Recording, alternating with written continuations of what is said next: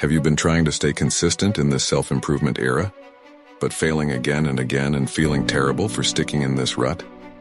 Don't worry, brother. It's just a period. And this will also pass. This is part of your self-improvement, brother. You can't decide to quit or adopt any habit instantly. It requires a lot of time, and you can't just decide whether to remove or add any habit. You have been doing a bad thing since a long time, and you believe that you will instantly demolish that habit? Or you want to adopt a new habit like meditating or going to the gym instantly?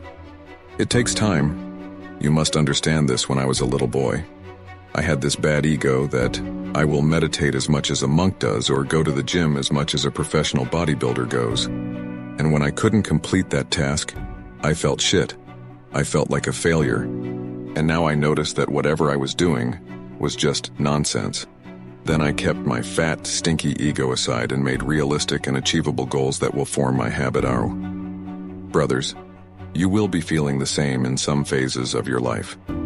You must understand how to just keep going, doing a single mindful breath and one set of the GIM, and slowly progressively upgrading it will make you the most disciplined version of yourself.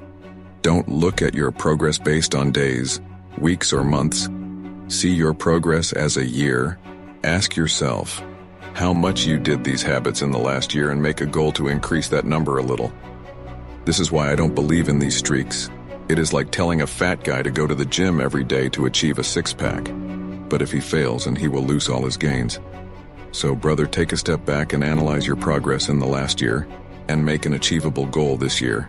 And remember, if you miss a day, don't be hopeless and sad, but look at it as just part of the journey. Brother, don't forget to like and subscribe to the video, as I am on a mission to make this new generation of men to be the strongest in their entire bloodline. Peace out.